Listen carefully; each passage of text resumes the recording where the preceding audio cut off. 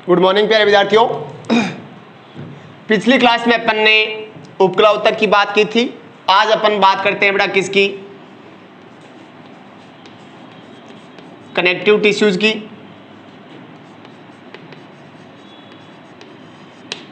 या संयोजी उत्तक की।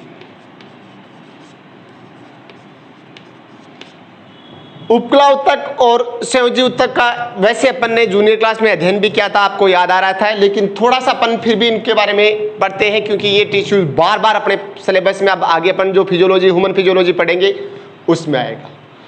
संयोजी उत्तक किसे कहते हैं? वह उत्तक जो शरीर के विभिन्न अंगों को आपस में क्या करता है बेटा, जोड़ने का कार्य करता है, उसे अपन कौन सा उत्तक कहते हैं?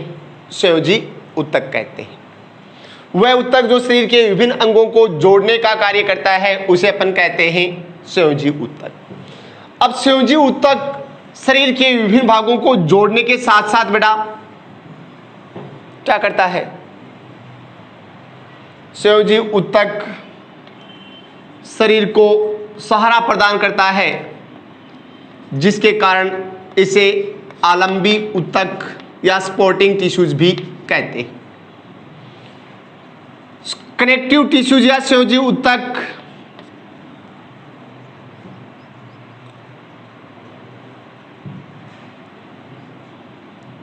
शरीर की रोग प्रतिरोधक क्षमता को बढ़ाता है, अर्थात रोगाणु से लड़ने का कार्य भी करता है। शरीर में सबसे अधिक मात्रा में पाए जाने वाला जो उत्तक है वो भी कौन सा है बेटा? संयोजी उत्तक है। इस संयोजी उत्तक का निर्माण भ्रूणीय किससे होता है बेटा? मेसोडर्म से होता है।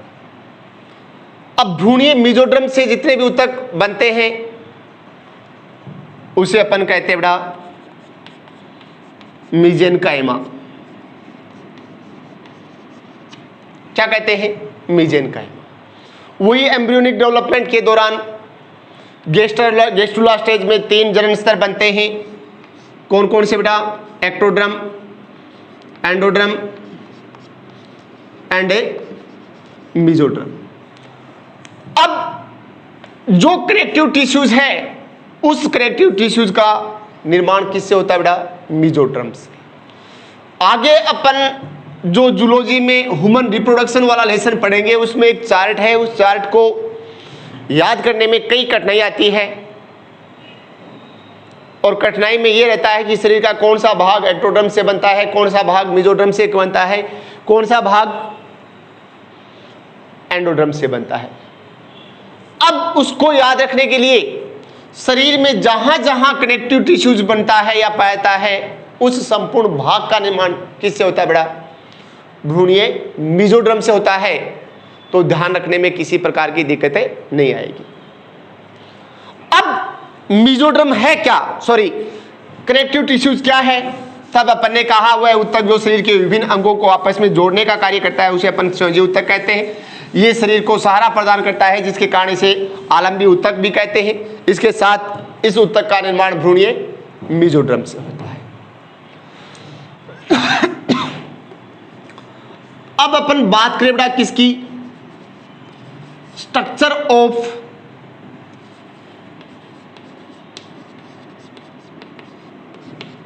कनेक्टिव टिश्यूज,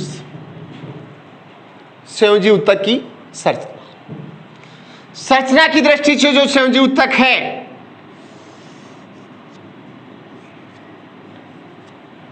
वो 3 भागों से मिलकर बना होता है। संरचना की दृष्टि से संयोजी उत्तक कितने पार्ट से मिलकर बना होता है बेटा? 3 भागों से या 3 कंपोनेंट से या 3 घटक से मिलकर बना होता है, जिसमें सबसे पहला पार्ट आता है उत्तक है तो बेटा इसका मतलब इसके निर्माण में क्या भाग लेती है? सेल। दूसरा पार्ट है मैट्रिक्स और तीसरा पार्ट है फाइबर। अब जो कनेक्टिव टिश्यूज है वो 3 घटकों से मिलकर बना होता है। कौन कौन से घटक है बेटा? Number first cell, number 2 matrix और नंबर 3 फाइबर्स। अब कनेक्टिव टिश्यूज के निर्माण में जो कोशिकाएं भाग लेती है, उन कोशिकाओं की सबसे बड़ी विशेषता है बेटा कि कनेक्टिव टिश्यूज के निर्माण में भाग लेने वाली कोशिकाएं या सेल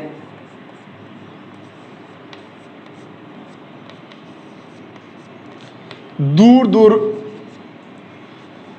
व्यवस्थित होती है। अब सेल दूर दूर तक व्यवस्थित होने के कारण कनेक्टिव टिश्यूज के निर्माण में भाग लेने वाली सेल के बीच क्या पाए थे बेटा? गैप या अंतराल पाते हैं, अर्थात इनके बीच रिक्त स्थान पाते हैं। इन रिक्त स्थानों को अपन कहते हैं आईसीएस, जो वास्तविक रूप से कनेक्टिव टिश्यूज में नहीं पाते हैं। कोशिकाओं के बीच पाए जाने वाले रिक्त स्थान को अपन क्या कहते हैं? आईसीएस। क्या कहते हैं? Intercellular space. अब कनेक्टिव टिश्यूज के निर्माण में भाग लेने वाली जो सेल है, उनके बीच में जो स्पेस पाते हैं, उन स्पेस के अंदर तरल या अर्धतरल या ठोस प्रकार का क्या भरा रहता है? पदार्थ भरा रहता है। कोशिकाओं के बीच भरे हुए इस पदार्थ को किसके बीच में बनाया बेटा? इंटरसेलुलर जो स्पेस है उसके अंदर तरल या अर्धतरल या ठोस पदार्थ भरा रहता है, जिसे अपन कहते हैं बेटा इंटर सेलुलर सब्सटेंस। अब इसका मतलब यह हो गई बेटा कनेक्टिव टिश्यूज की सेल, और इनके बीच ये क्या पाता है? रिक्त स्थान। इस रिक्त स्थान को अपन कहते हैं इंटरसेलुलर स्पेस। लेकिन कनेक्टिव टिश्यूज में ये स्थान पाया तो जाता है, उपस्थित होता है, क्योंकि सेल दूर दूर होती है। लेकिन इस रिक्त स्थान के अंदर या इंटरसेलुलर स्पेस के अंदर एक तरल या अर्धतरल या ठोस पदार्थ भरा रहता है। इस पदार्थ को अपन क्या कहते हैं?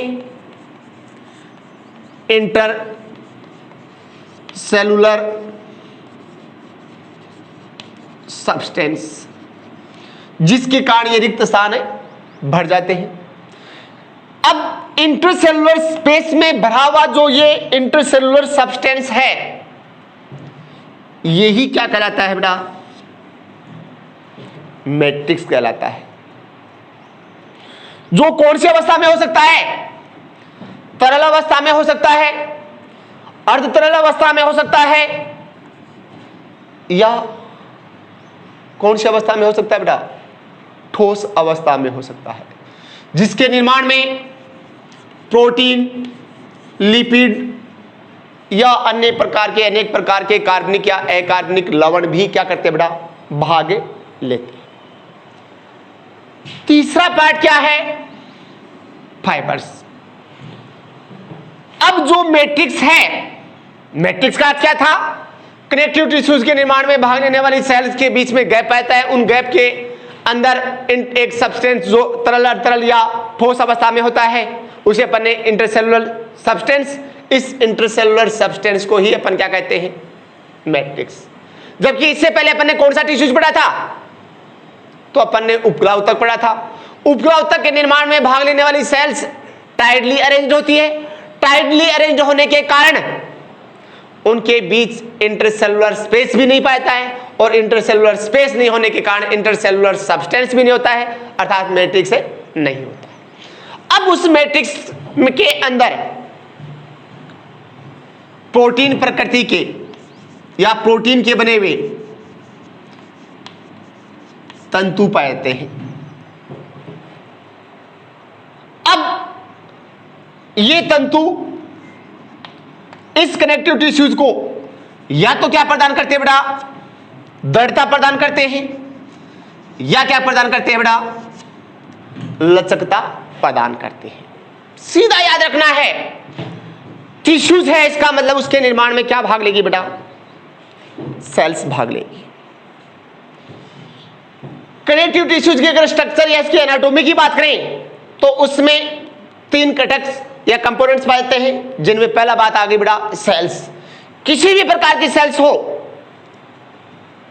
वो सेल्स क्या होगी, दूर दूर अरेंज्ड होगी। इन सेल्स के बीच अंतराल बनेगा, गैप बनेगा, रिक्त स्थान बनेगा, लेकिन उस रिक्त स्थान में कोई ठोस, अर्ध ठोस या तरल पदार्थ भरा रहता है।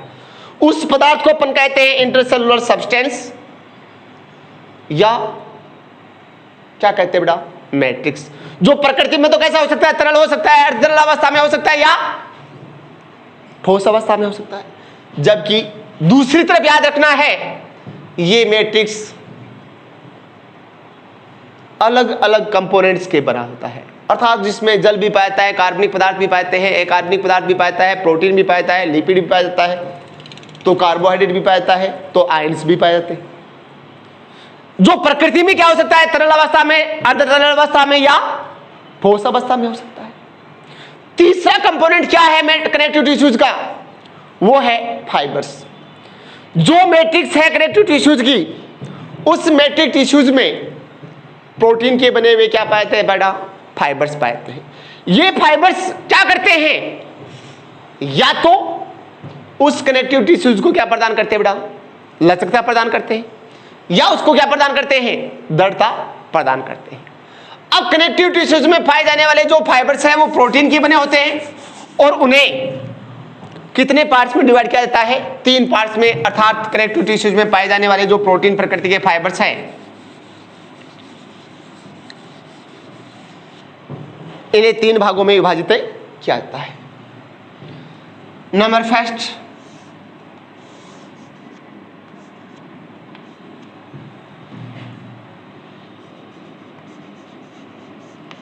व्हाइट केलोजन प्रोटीन, दूसरा है बेटा yellow elastin protein, sorry fibres, और तीसरा है बेटा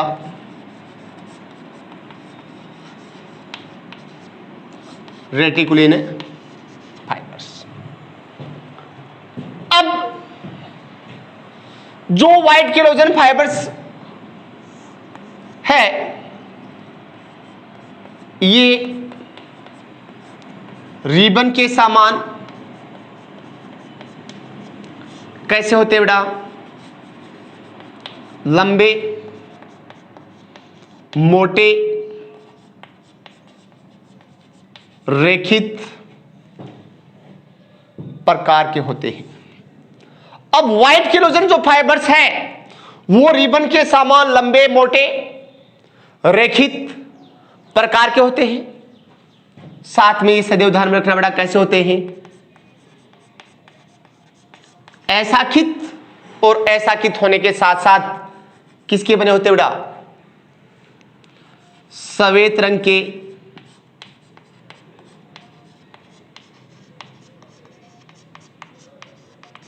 केलोजन प्रोटीन के बने होते हैं। अब साथ में 5वीं विशेषता, ये तंतु कैसे होते बेटा, दृढ़ होते हैं, जिसके कारण में कौन सा गुण नहीं पाता है, लचकता का गुण नहीं पाता। अब अपन ने कहा व्हाइट केलोजन फाइबर रिबन के समान लंबे, मोटे, रेखित, ऐसाखित, सफेद रंग के केलोजन प्रोटीन के बने होते हैं, जिनमें लचकता गुण नहीं पाता है। दूसरी तरफ येलो इलास्टिन जो फाइबर्स है, ये कैसे होते बेटा, लंबे, लचीले, वह किस प्रकार के होते हैं बेटा, शाखित प्रकार के होते हैं। जिसका निर्माण कौन से प्रोटीन से?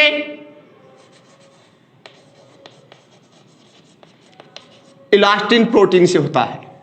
और इलास्टिन प्रोटीन के कारण इनमें कौन सा गुण पाता है? लचीलेपन का गुण पाता है। कलर में कैसे होते हैं? येलो कलर के होते हैं। अब तीसरा है रेटिकुलिन फाइबर। ये अत्यधिक पतले कोमा शाखित प्रकार के हैं, जिसकी शाखाएं आपस में मिलकर रेट या जाल जैसी संरचना क्या करती है बेटा? निर्माण करती है। तथा कौन से प्रोटीन के? रेटिकुलिन प्रोटीन के बने होते हैं। इनमें भी कौन सा गुण पाता है बेटा? इलास्टिसिटी या लचकता गुण पाता है। अब बात क्या हुई? अपन ने पॉइंट लिया है स्ट्रक्चर ऑफ कनेक्टिव टिश्यूज। कितने कंपोनेंट्स हो गए बेटा? 3 कंपोनेंट्स। फर्स्ट कौन सा हो गया? सेल। दूसरा कौन सा हो गया? मैट्रिक्स। तीसरा फाइबर्स। आपको पहले सेल संयुक्त के निर्माण में जो कोशिकाएं भाग लेती है उनमें क्या विशेषता है बेटा? अंतराल पाता है, दूर दूर में स्थित होती है। दूसरा, इन उत्तक की जो कोशिकाएं हैं उनमें पाए जाने वाले आईसीएस में क्या बना रहता है बेटा? आईसीएस। इसका आईसीएस इंटरसेलुलर स्पेस, और जो भरा हुआ रहता है उसे इंटरसेलुलर सब्सटेंस, दूसरी भाषा में मैट्रिक्स। अब कनेक्टिव टिश्यूज के निर्माण में भाग लेने वाली सेल अलग अलग प्रकार के कनेक्टिव टिश्यूज में क्या होती है बेटा? अलग अलग प्रकार की होती है, जिनमें से कुछ कोशिकाओं का अपन वर्णन करते हैं। अर्थात कनेक्टिव टिश्यूज में मुख्य रूप से पाई जाने वाली जो सेल्स है वो कौन सी है बेटा? तो नंबर फर्स्ट आता है बेटा कौन सी सेल?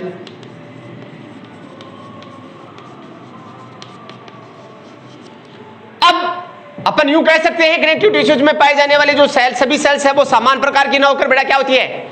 असमान प्रकार की। और इन सेल का कार्य भी क्या होता है? अलग अलग। जिनमें से मुख्य सेल कौन सी आती है? पहले आती है बेटा कौन सी cell? Fibroblast cells. Fibroblast cell connective tissues में पाई जाने वाली सबसे बड़ी कोमा चपटी कोशिकाएं हैं, जो संख्या में क्या होती है बेटा? सबसे अधिक होती है। इनका कार्य फंक्शन क्या है? तो इन फाइब्रोब्लास्ट सेल का कार्य है बेटा मैट्रिक्स का क्या करना बेटा? निर्माण। इसका मतलब कनेक्टिव टिश्यूज में जो मैट्रिक्स है वो कौन सी सेल से बनता है बेटा? फाइब्रोब्लास्ट सेल से। और फाइब्रोब्लास्ट सेल कनेक्टिव टिश्यूज में पाई जाने वाली सबसे बड़े प्रकार की, सबसे चपटी और सबसे संख्या में अधिक कोशिकाएं हैं, जिनमें कोशिका द्रव्य या जीवद्रव्य प्रवृत्त पाए जाते हैं, जिनके कारण इनकी आकृति भी क्या होती है बेटा? अनियमित आकार की होती है। और इनका कार्य क्या है बेटा? नंबर फर्स्ट कार्य किसका निर्माण करना? मैट्रिक्स का निर्माण करना। नंबर 2, मैट्रिक्स में पाए जाने वाले फाइबर का क्या करना बेटा? निर्माण करना। दूसरी सेल है मैक्रोफेगस सेल। ये कोशिकाएं भी अनियमित प्रकार की होती है, जिनमें अमीबीय गुण पाता है। और इनका मूल कार्य क्या है बेटा? मूल कार्य है शरीर में प्रवेश करने वाले रोगाणुओं का क्या करना बेटा? भक्षण करना। अब जैसे लीवर में पाई जाने वाली मैक्रोफेगस सेल्स को क्या कहते हैं? Cooper sales. ब्लड में पाए जाने वाले मैक्रोफेगस को क्या कहते हैं? मोनोसाइट्स कहते हैं। तीसरी सेल है बेटा कौन सी?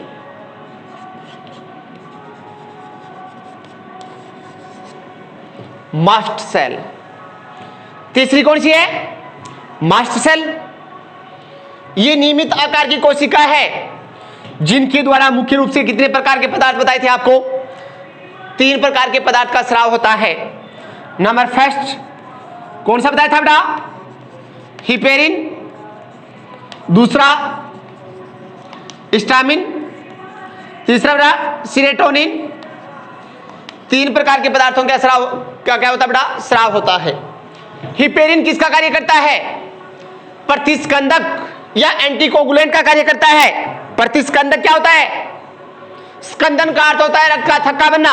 प्रतिस्कंदक यानी एंटी, रक्त के थक्के को बनने से रोकने का कार्य किसके द्वारा होता है बेटा? प्रतिस्कंदक द्वारा। अब अपने ब्लड के अंदर एंटीकोगुलेंट के रूप में क्या पाता है बेटा? हिपेरिन या प्रतिस्कंदक के रूप में क्या पाता है? हिपेरिन पाता है, जो रक्त वाहिनियों में रक्त बह रहा है उसको उसका थक्का बनने से क्या करता है? रोकता है। लेकिन जैसे ही चोट लगती है, चोट लगने पर हिपेरिन क्या हो जाता है बेटा? निष्क्रिय अवस्था में आ जाता है, और निष्क्रिय अवस्था में आने के कारण उस स्थान पर क्या बन जाता है? थक्का बन जाता है, खून आ जाता है, और उसके कारण क्या होता है? रक्त बहता नहीं है। दूसरा है हिस्टामिन। हिस्टामिन अगर अधिक मात्रा में स्रावित होता है तो जो ब्लड वेसल्स है उसकी परमेबिलिटी बढ़ जाती है, और उसके कारण मानव में क्या उत्पन्न हो जाती है बेटा? एलर्जी उत्पन्न हो जाती है। इसलिए एलर्जी की रोकथाम के लिए जो औषधि काम में ली जाती है वो हिस्टामिन को रोकने वाली होनी चाहिए। अर्थात एलर्जी में सदैव बेटा कौन सी? एंटी हिस्टामिन टेबलेट का उपयोग किया जाता है। तीसरा है बेटा कौन सा? सीरोटोनिन। ये सीरोटोनिन भी क्या करती है बेटा? रक्त वाहिनियों पर प्रेशर क्रिएट करके रक्त के छनने की प्रक्रिया को बढ़ाता है। फिर इसके पश्चात चौथी जो सेल्स मूल रूप से पाई जाती है वो कौन सी बेटा? प्लाज्मा सेल्स, जो एंटीबॉडी का निर्माण करती है। 5वीं है लिम्फोसाइट्स, जो एंटीबॉडी के स्थानांतरण में सहायक होती है और भक्षण कार्य में भाग लेती है। ये तो हो गई कनेक्टिव टिश्यूज की बेटा क्या? सेल्स। दूसरा हो गया कौन सा? मैट्रिक्स। मैट्रिक्स किसी का अपन ने? तो कनेक्टिव टिश्यूज की सेल्स के बीच में पाए जाने वाले जो गैप है उनमें भरे हुए सब्सटेंस को अपन क्या कहते हैं? मैट्रिक्स। जो प्रकृति में कैसा हो सकता है बेटा? तरल या अर्धतरल या किस प्रकार का बेटा? ठोस प्रकार का। अब इसका निर्माण किससे होता है? फाइब्रोब्लास्ट सेल से। तीसरा कौन सा है बेटा? फाइबर। अब जो कनेक्टिव टिश्यूज है उसके मैट्रिक्स में प्रोटीन के बने हुए रेशे पाए जाते हैं। इन रेशों को कितने पार्ट्स में डिवाइड कर दिया अपन ने? 3 पार्ट्स में। और इन फाइबर्स का कार्य क्या है? उस ऊतक को दृढ़ता प्रदान करता है या लचकता प्रदान करने का कार्य किसका बेटा? फाइबर्स का। अब फाइबर्स कितने प्रकार के हो गए? 3 प्रकार के। White collagen fibre, yellow elastin fibre, और तीसरा बेटा कौन सा? Reticulin fibres. अब व्हाइट कोलेजन फाइबर की क्या विशेषता बताई अभी अपन ने? नंबर फर्स्ट, रिबन के समान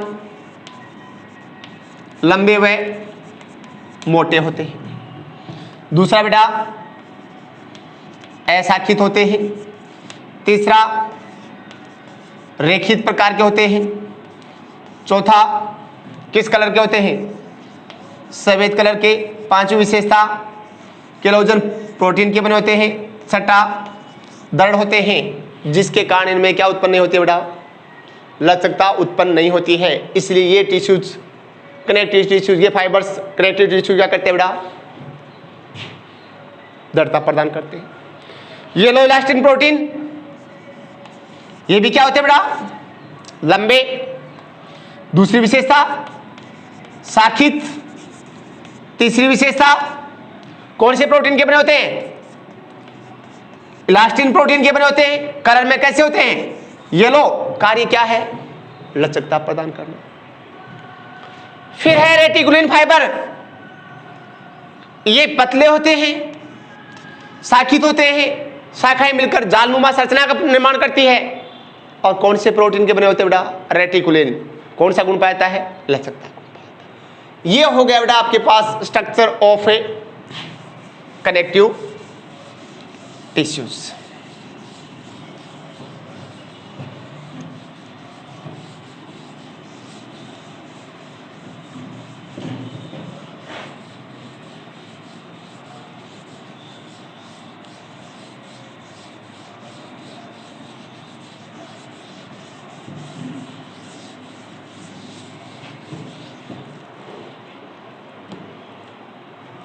अगला पार्ट है बेटा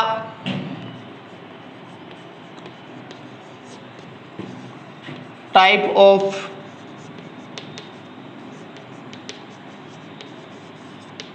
कनेक्टिव टिश्यूज। अब कनेक्टिव टिश्यूज को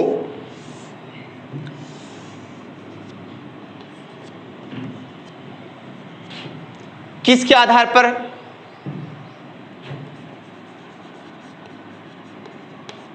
मैट्रिक्स व फाइबर के आधार पर कितने पार्ट्स में डिवाइड कर दिया बेटा? 4 पार्ट्स में। पहला आपके पास आया था जूनियर क्लास में, याद करो, सरल संयोजी ऊतक।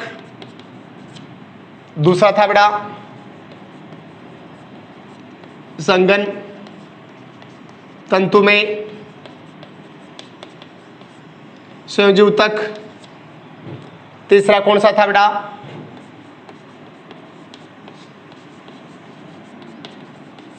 तरल संयोजी ऊतक। चौथा कौन सा था?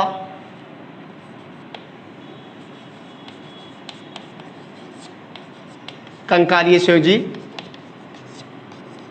ऊतक। अब सरल संयोजी ऊतक किसे कहा? जिसमें मैट्रिक्स बहुत अधिक मात्रा में तथा फाइबर कम मात्रा में पाए जाते हैं, उन्हें अपन क्या कहते हैं? सरल संयोजी ऊतक। संघन तंतु में संयोजी ऊतक किसे कहा? जिसमें मैट्रिक्स की मात्रा कम व तंतुओं की मात्रा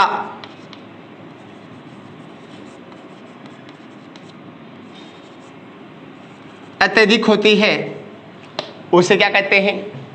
संघन तंतु में संयोजी ऊतक। तीसरा कौन सा है बेटा? तरल संयोजी ऊतक, जिसमें मैट्रिक्स कौन सी अवस्था में पाता है? तरल अवस्था में, तथा किसका अभाव होता है? फाइबर का अभाव होता है, उसे अपन कहते हैं तरल संयोजी ऊतक। तरल संयोजी ऊतक के 2 एग्जाम्पल, पहला कौन सा आ जाएगा बेटा? ब्लड एंड दूसरा लिम्फ या लसिका। चौथा है कौन सा? कंकालीय संयोजी ऊतक। कंकालीय संयोजी ऊतक कौन सा था बेटा? जिसमें मैट्रिक्स अधिक मात्रा में वह कौन सी अवस्था में? ठोस अवस्था में पाई जाती है। दूसरा फाइबर्स प्रेजेंट होते हैं लेकिन मात्रा अलग अलग होती है, उसे अपन कौन सा संयोजी ऊतक कहते हैं? कंकालीय संयोजी ऊतक। कंकालीय संयोजी ऊतक के रूप में क्या आगे बेटा? अस्थि उपास्थि। अब ये पूरा पार्ट ब्लड और लसिका क्या है, इसका पूरा विस्तार पूर्वक अध्ययन अपन करेंगे बेटा किसमें? ब्लड सर्कुलेशन सिस्टम में। अब यहां को इतना याद रखना है, ब्लड क्या है? एक तरल संयोजी ऊतक है जो केवल किसका बना होता है? मैट्रिक्स प्लस सेल का बना होता है, जिसमें फाइबर्स का क्या होता है? अभाव होता है। और मैट्रिक्स कौन सी अवस्था में पाता है? तरल अवस्था। वो तो हो गया बेटा तरल संयोजी ऊतक, जो अपन ब्लड सर्कुलेटरी सिस्टम पढ़ेंगे, इसमें ब्लड और लिम्फ की डिटेल स्टडी आ जाएगी। फिर है कंकालीय संयोजी ऊतक। कंकालीय संयोजी ऊतक के निर्माण में मैट्रिक्स भी भाग लेता है, फाइबर्स भी भाग लेते हैं और सेल तो भाग लेगी। मैट्रिक्स किस अवस्था में होना चाहिए? ठोस अवस्था में होना चाहिए। किस अवस्था में? ठोस अवस्था में होना चाहिए। अब ठोस अवस्था में मैट्रिक्स के साथ साथ उस मैट्रिक्स में फाइबर्स भी पाते हैं। क्या पाते हैं बेटा? फाइबर्स। एग्जाम्पल, कंकाली संयोजी ऊतक के एग्जाम्पल अस्थि और उपास्थि, जिनका विस्तार पूर्वक अध्ययन भी अपन मानव गति व चलन वाले लेसन में पूरा आपके सीनियर क्लास में है। ये पूरा इतना पोर्शन कहाँ जाएगा बेटा? सीनियर क्लास में आएगा। आपके पास क्या बच गए? 2 पार्ट्स। वैसे ये जूनियर क्लास में मैं करा चुका हूं, फिर भी सरल संयोजी ऊतक का थोड़ा सा अपन अध्ययन करते हैं। सरल संयोजी ऊतक किसे कहते हैं? जिसमें मैट्रिक्स अधिक मात्रा में वह फाइबर्स क्या पाते हैं? कम मात्रा में, उसे क्या कहते हैं? सरल संयोजी ऊतक। अब सरल संयोजी ऊतक के निर्माण में जो मैट्रिक्स भाग लेती है वो सदैव ध्यान रखना बेटा, कौन सी अवस्था में भाग लेती है? अर्ध तरल अवस्था में, अर्थात जेली पदार्थ के जेल जैसे पदार्थ के रूप में भाग लेती है। अब इस सरल संयोजी ऊतक को आगे जाकर पुनः बेटा कितने पार्ट्स में डिवाइड करते हैं? 4 पार्ट्स में डिवाइड करते हैं। नंबर फर्स्ट, अंतराली संयोजी ऊतक।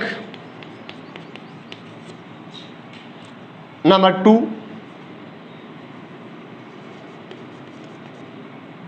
वसीय संयोजी ऊतक।